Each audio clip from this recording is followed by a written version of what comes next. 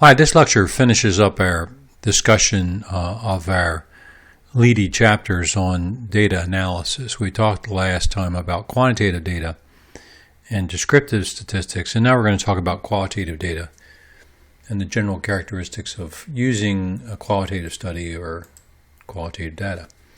When we think about the types of problems that are best suited to qualitative, we are looking more at at studies that seek to understand context of things as opposed to cause and effect relationships, and that's what we were after for sure with descriptive research.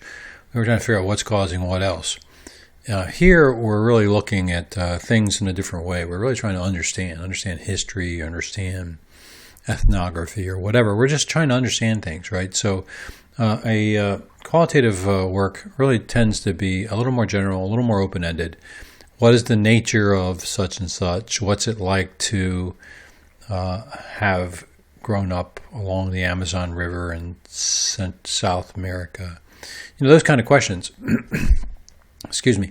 So we have a methodology that's a little bit broader because we don't know what we're going to find when we start to dig qualitatively into things, right? So we may not be able to really dictate exactly and precisely how this is going to proceed. We start out by saying this is what we plan to do, but we have to be pretty flexible and open-minded because things are likely to continue to evolve over the course of the study.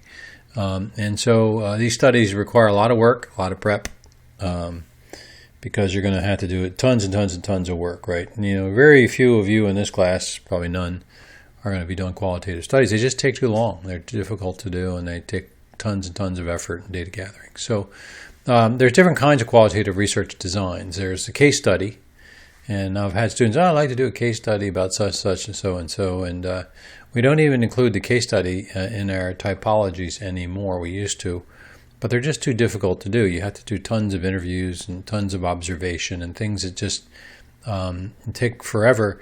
And case studies tend to be unique to the situation being studied, right? And so a lot of times they may not be generalizable to other situations. But case studies are a type of qualitative study where you really spend a lot of time studying what happened and as a result of what happened, what came out of it. Ethnography is another type of qualitative study. It's an in-depth investigation of a group that shares a common culture, Aborigines or Native Americans on the Northern Plains or, whatever. And so you got to do a lot of site-based field work, natural setting, long period of time, and lots of observation. Phenomenological studies really are about understanding people's perceptions and perspectives of a particular experience. A lot of people spent time recording the experiences of people who came out of the Great Depression and went to work in the programs that were put out as a part of the Great Depression, where they set up these camps in the woods, and we did the interviews, and we tried to understand what were the perceptions and perspectives of the people who lived in the Great Depression and took advantage of these work programs in these camps.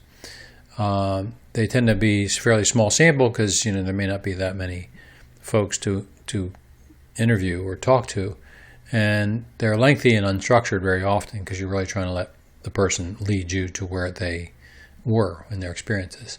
There's a grounded theory study where we collect and interpret data to develop a theory.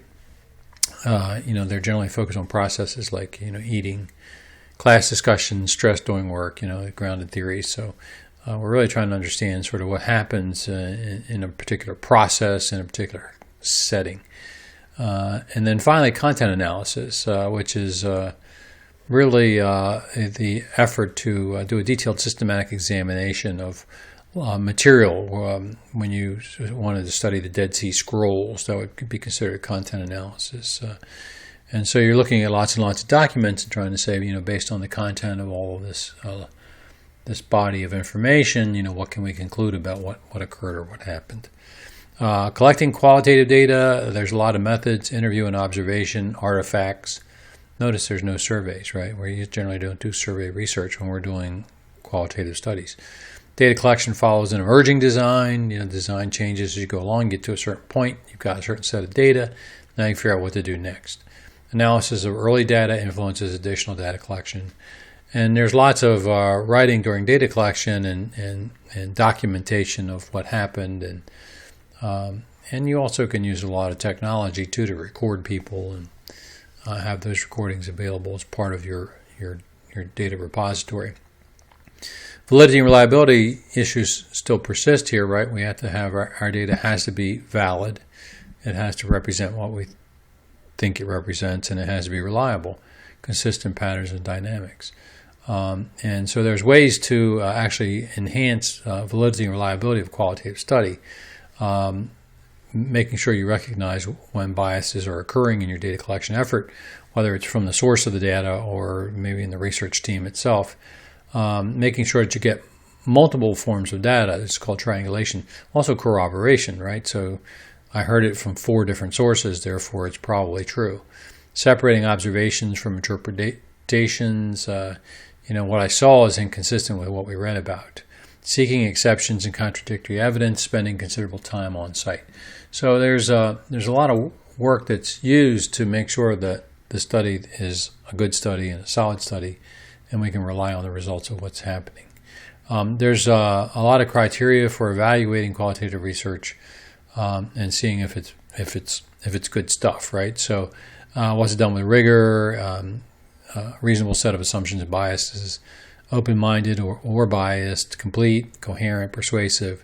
Was there consensus among the study team, and what degree of usefulness emerged from it? Historical research is done very often. We have a lot of great authors who write great history books, and they spend a lot of time doing historical research, where they try to study the meaning of events, they accumulate, interpret facts. And there's primary sources include original data from the time or soon after events. A lot of times we'll find stuff that wasn't known at the time a book was written, and then it's found or discovered later, and so people can write new books about stuff. And you can sort of see all these other kinds of sources, oral histories, interview data. And then there's secondary sources, which is historians who wrote about something, and then you can use their work as well.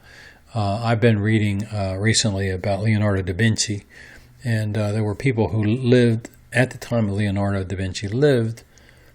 Some were born a little bit after him, but they actually lived during that time, or they knew him, or they were in Florence. And so a lot of the current books are written based on a lot of the work that was done by those early people, those secondary sources. So it's a very common form of historical advancement and achievement.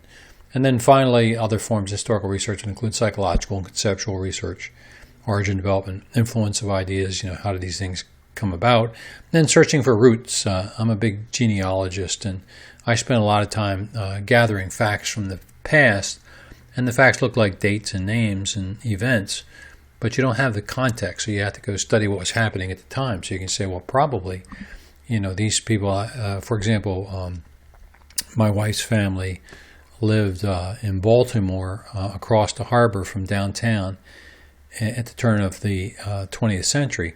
And there was a great fire of Baltimore in 1904. And I have to use conjecture to sort of assume that the family that was living across the harbor could see the great fire.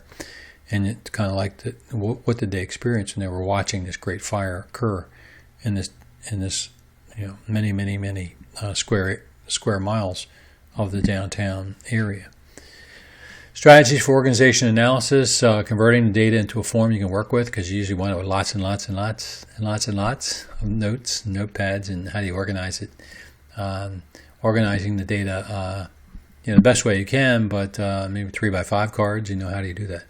And then dividing the data more meaningfully over time, and coding and creating subsets of data and interpreting the results, etc. So you can get overwhelmed with data when you're doing qualitative research, because you just have so much stuff you've gotten from so many different sources, interviews and your notes from books and original papers. Ulysses Grant was a prolific writer of papers, and so there's just tons and tons of original stuff to go through that he wrote about. But then you pull all these notes out, and what do you have now? You have your notes about his notes, and you have to organize that. So So that's a key thing. And we talked before about some of these things. If you can get the data and organize it in a reasonable way, have two different people look at it and try to pull out the key things, and then try to triangulate the data and corroborate the data and the facts and stuff. So recognize, and this is useful for any part of the work that we're doing this semester, which is at the bottom you have the raw data, and you can see this circling back, right? You organize it, you peruse it, you classify it, you synthesize it, and you write your final report. And that's a great diagram. Y'all should pay attention to that diagram if you're listening to this lecture, because you might hear about it again, this concept of analysis as a spiral. Researcher as instrument. A researcher really is a huge data collection instrument when you're using qualitative studies. And so you have to be very careful. You have to be accurate, balanced, fair, not biased. You can't leave stuff out. This doesn't comply with what I want to write about, right? Though I want to write about President Reagan in this way, and this makes him look too good, and I want to make him look bad. You can't do that, right? The facts are the facts, and when you encounter the facts, you have to deal with the facts. So anyway, nice short lecture. I hope it was useful. Remember that in thinking about research, we are collecting information from two sources to answer our research questions.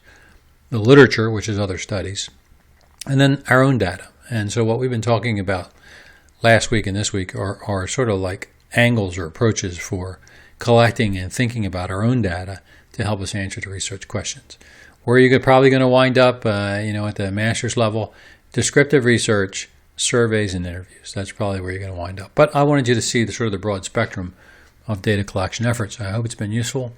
And I have one more lecture this semester, and it's going to be jam-packed full of useful stuff for you. So see you in the next lecture.